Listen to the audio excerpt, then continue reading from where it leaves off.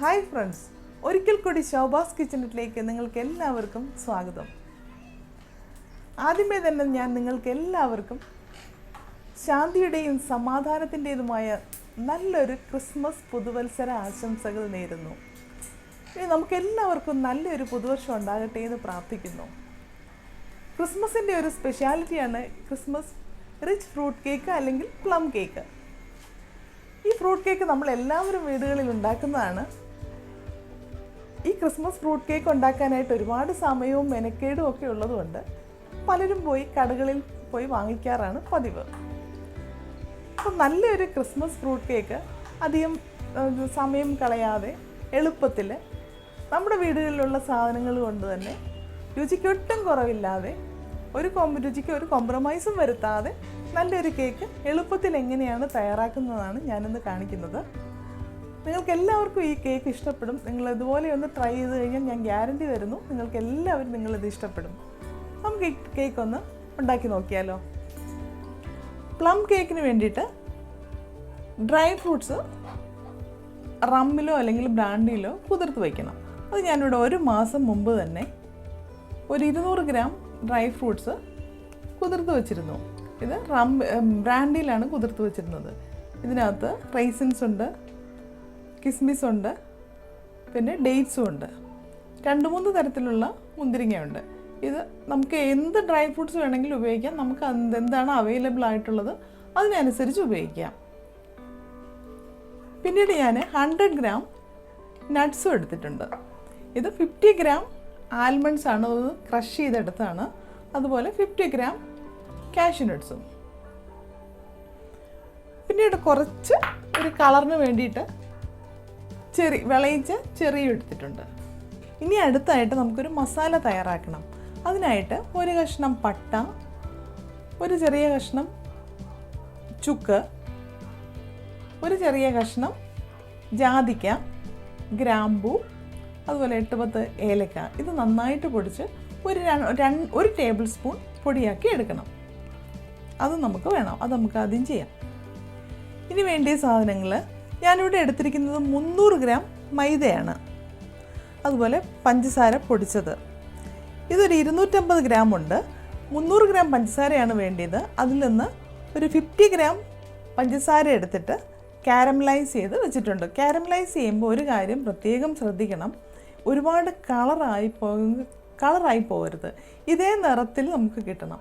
ഒരുപാട് കരിഞ്ഞു പോയി കഴിഞ്ഞാൽ ആ കേക്കിന് കയ്പ്പ് രസം ഉണ്ടാവും. അതുപോലെ നമുക്ക് കൂടുതൽ പഞ്ചസാര ഇടേണ്ടി വരും. അപ്പോൾ ഈ ഒരു നിറത്തിൽ എടുക്കാനായിട്ട് ശ്രദ്ധിക്കുക. പിന്നീട് ബേക്കിംഗ് പൗഡറും ബേക്കിംഗ് സോഡയും വേണം. ബേക്കിംഗ് പൗഡർ ഒരു 2.25 ടീസ്പൂൺ ബേക്കിംഗ് പൗഡർ ഞാനിവിടെ എടുത്തിട്ടുണ്ട്. അതുപോലെ 3/4 ടീസ്പൂൺ ബേക്കിംഗ് സോഡയും. ഇത് ഈ പൊടിയിലേക്കിട്ട് നന്നായിട്ട് ഇളക്കി അരിച്ച് മാറ്റി വയ്ക്കണം ആദ്യം. പിന്നീട് നമുക്ക് വേണ്ടിയത് 5 മുട്ട. അതിൻ്റെ ഉണ്ണിയും വെള്ളയുമായിട്ട് ഞാൻ സെപ്പറേറ്റ് ചെയ്തിട്ടുണ്ട്. ഈ വെള്ളം നന്നായിട്ട് അടിച്ചെടുക്കണം. അതുപോലെ 300 ഗ്രാം ബട്ടർ. ഇത് ഞാൻ വീട്ടിൽ തന്നെ ഉണ്ടാക്കിയ ബട്ടറാണ്, അതും വേണം. ഇനി നമുക്ക് മൈദയ്ക്കകത്തോട്ട് ബേക്കിംഗ് പൗഡറും ബേക്കിംഗ് സോഡയും ചേർത്ത് നന്നായിട്ട് അരിച്ചെടുക്കാം.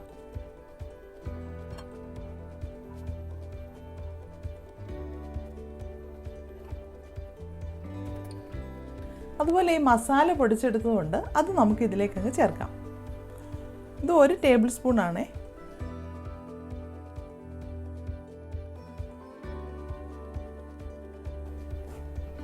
ഒരു 2 പ്രാവശ്യമെങ്കിലും അരിച്ചെടുത്തു കഴിഞ്ഞാൽ അത്രയും നല്ലതാണ്. അപ്പം നന്നായിട്ടിത് മിക്സ് ചെയ്ത് കിട്ടും. ഇപ്പോൾ ഈ പൊടി നന്നായിട്ട് അരിച്ചെടുത്തിട്ടുണ്ട്. നമുക്കിത് മാറ്റി വയ്ക്കാം. ഇനി നമുക്ക് മുട്ടയുടെ വെള്ളയൊന്ന് നന്നായിട്ട് അടിച്ച് പതപ്പിക്കാം.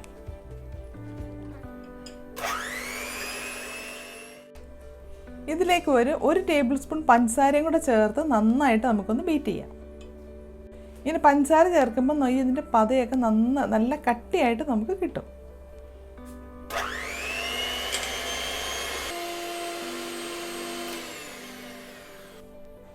ഇപ്പം മുട്ടയുടെ വെള്ളം നന്നായിട്ട് ബീറ്റ് ചെയ്തെടുത്തിട്ടുണ്ട്. ഇനി അടുത്തായിട്ട് നമുക്ക് ചെയ്യേണ്ടത് ഈ ബട്ടറിലേക്ക് പഞ്ചസാര ഇട്ട് നന്നായിട്ട് ബീറ്റ് ചെയ്തെടുക്കാം.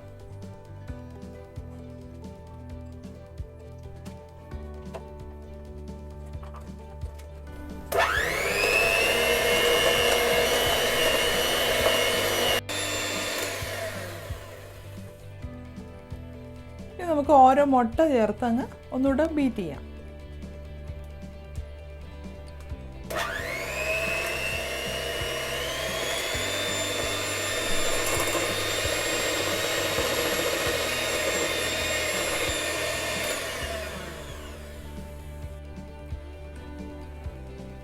ഇനി ഈ പഞ്ചസാര കാരമലൈസ് ചെയ്തതും കൂടെ നമുക്ക് ഇതിലേക്ക് ഒഴിക്കാം.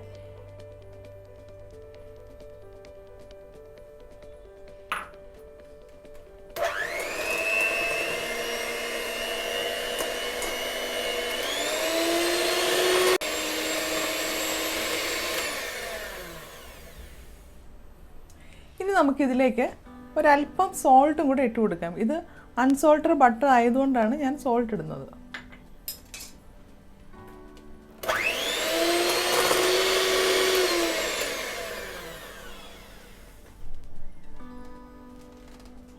നമ്മൾ ഈ നേരത്തെ കുതിർത്ത് വെച്ചിരുന്ന ഈ ഡ്രൈ ഫ്രൂട്ട്സൊക്കെ ഈ ബൗളിലേക്ക് നമുക്കങ്ങ് ഇടാം.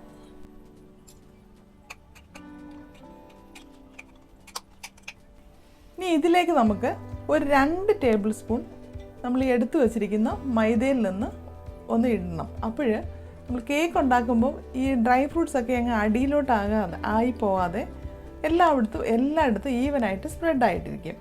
അപ്പം നമുക്കിതിലേക്ക് 2 ടേബിൾ സ്പൂൺ മൈദ ഇട്ട് നമുക്കൊന്ന് ഇളക്കാം. ഒന്ന് കോട്ട് ചെയ്ത് വെച്ചാൽ മതി.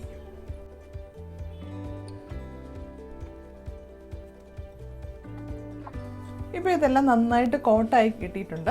നമുക്കിതൊന്ന് മാറ്റി വെക്കാം. ഇനി നമുക്കിതെല്ലാം കൂടെ ഒന്ന് മിക്സ് ചെയ്തെടുക്കാം. ആദ്യം നമുക്ക് ഈ ഡ്രൈ ഫ്രൂട്ട്സ് ഇതിലേക്കങ്ങ് ഇട്ട് കൊടുക്കാം. പിന്നെ നമ്മൾ ഇവിടെ എടുത്തു വച്ചിരിക്കുന്ന കശുവണ്ടി ഇതിലേക്ക് ഇടാം. ഇവിടെ ഞാൻ ക്രഷ് ചെയ്ത് വച്ചിരിക്കുന്ന ബദാം അതും ഇതിലേക്ക് ഇട്ട് കൊടുക്കാം.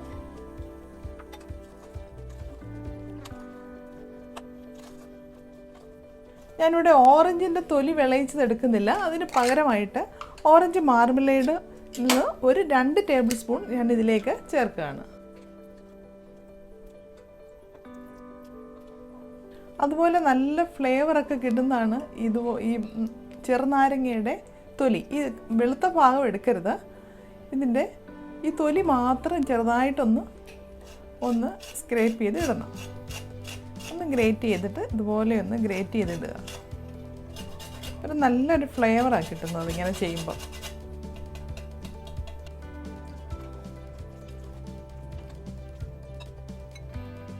ഇനി ഇതിലേക്ക് കുറച്ച് ചെറീസും കൂടെ ഇട്ട് കൊടുക്കാം. കുറച്ച് മതി, ഒരു ചെറിയൊരു കളറിന് വേണ്ടി ഞാനിതിനകത്ത് ട്യൂട്ടി ഫ്രൂട്ടി ഒന്നും ചേർക്കുന്നില്ല. അതിന് പകരമായിട്ട് ഇത് കുറച്ച് ഇതിലേക്ക് ഇടുക. ഇനി നമുക്കിതിലേക്ക് വാനില എസൻസ് ചേർക്കാം. ഒരു 1.5 ടീസ്പൂൺ വാനില എസൻസ് ചേർക്കുക. ഒരു വിസ്ക് വെച്ച് ഇളക്കുകയാണെങ്കിൽ നന്നായിരിക്കും. ഇനി ഇതിലേക്ക് നമുക്ക് പൊടി ചേർത്ത് കൊടുക്കാം. അത് കഴിഞ്ഞിട്ട് മുട്ടയുടെ വെള്ള പതിപ്പിച്ചതും ചേർക്കാം. കുറേശ്ശെയായിട്ട് മാത്രമേ ചേർക്കാവുള്ളൂ.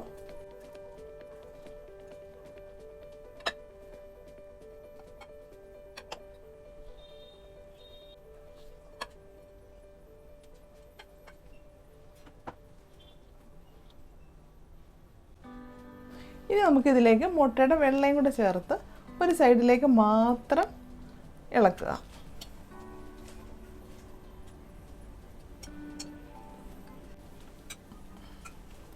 ഒരു സൈഡിലേക്ക് മാത്രം ഇളക്കി ഇത് നന്നായിട്ട് മിക്സ് ചെയ്ത് ചേർക്കുക. ഒരുപാടങ്ങ് മിക്സ് ചെയ്യരുത്, പതുക്കെ ഇളക്കി ചേർക്കുക. ഇപ്പോൾ ഇത് നന്നായിട്ട് മിക്സ് ചെയ്ത് ചേർത്തിട്ടുണ്ട്. നമുക്കിനി ഇത് ബേക്കിംഗ് ട്രേയിൽ ഒഴിച്ച് നമുക്ക് ബേക്ക് ചെയ്തെടുക്കാം. ഇപ്പോൾ ബേക്ക് ചെയ്യാനായിട്ട് 180 ഡിഗ്രി സെൽഷ്യസിൽ ഒരു 40 to 45 മിനിറ്റ്സ്, ചില ഓരോ അവനുകളുടെയും വ്യത്യാസം ഉണ്ടേ, ചിലപ്പോൾ 50 മിനിറ്റ്സ് എടുത്തുനിന്നിരിക്കും. നമുക്കത് ബേക്ക് ചെയ്യാനായിട്ട് തുടങ്ങാം. ഇനി നമുക്ക് ബേക്കിംഗ് ട്രേയിലേക്ക് ഈ മാവ് കൂട്ട് ഒഴിക്കാം. ഇതുപോലെ പാച്ച്മെൻറ്റ് പേപ്പറോ അല്ലെങ്കിൽ ബട്ടർ പേപ്പറോ ഇട്ടിട്ട് വേണം ഇത് ഒഴിക്കാനായിട്ട്, അന്നേരം പെട്ടെന്ന് ഇളകി കിട്ടും. പിന്നെ ഇത് 1 കിലോ കൊള്ളുന്ന ഒരു ട്രേ ആണ്, 8 ഇഞ്ച് വലിപ്പമുള്ളത്. അപ്പോൾ ഇത് 1.5 കിലോയുടെ ആണ് ഞാനിത് ഉണ്ടാക്കുന്നത്. നമുക്ക് ആദ്യം 1 കിലോയുടെ ബേക്ക് ചെയ്തിട്ട് അടുത്ത 1/2 കിലോയുടെ ബേക്ക് ചെയ്യാം. ഇപ്പോൾ ഈ ട്രേയുടെ ഒരു ഭാഗത്തോളം ഒഴിച്ചിട്ടുണ്ട്. ഒന്ന് 2-3 പ്രാവശ്യം ഒന്ന് ടാപ്പ് ചെയ്യാം. ഇനി ഇത് അവനിലേക്ക് നമുക്ക് വയ്ക്കാം. നിങ്ങളെല്ലാവരും കണ്ടില്ലേ ഈ കേക്ക് എങ്ങനെയാണ് ഞാൻ ഉണ്ടാക്കിയതെന്ന്? വളരെ സിമ്പിളായിട്ട്, അത് നമ്മുടെ വീടുകളിൽ അവൈലബിൾ ആയിട്ടുള്ള എല്ലാ സാധനങ്ങളും ഉപയോഗിച്ചുകൊണ്ട് തന്നെ എളുപ്പത്തിലാണ് ഞാൻ ഈ കേക്ക് ഉണ്ടാക്കിയത്. എന്നാൽ ഒട്ടും ടേസ്റ്റിന് കോംപ്രമൈസ് ചെയ്യാതെ വളരെ ടേസ്റ്റോട് കൂടിയ അതും നല്ല സോഫ്റ്റുമായിട്ടുള്ള കേക്ക്. ഈ കേക്ക് ഞാൻ ഉണ്ടാക്കിയത് ഒട്ടും സമയമില്ലാത്തവർക്ക് വേണ്ടിയിട്ട് പെട്ടെന്ന് ഉണ്ടാക്കാൻ പറ്റുന്ന ഒരു കേക്ക്.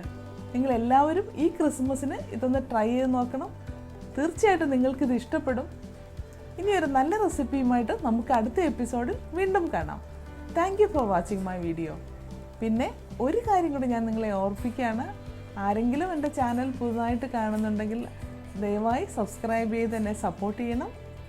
അതിൻ്റെ സൈഡിലുള്ള ബെല്ലൈക്കൺ കൂടി ഒന്ന് എനേബിൾ ചെയ്ത് കഴിഞ്ഞാൽ ഞാൻ പുതുതായിട്ട് അപ്ലോഡ് ചെയ്യുന്ന വീഡിയോകളുടെ നോട്ടിഫിക്കേഷൻ നിങ്ങൾക്ക് അപ്പോഴും തന്നെ കിട്ടുന്നതായിരിക്കും. Thank you for watching my video.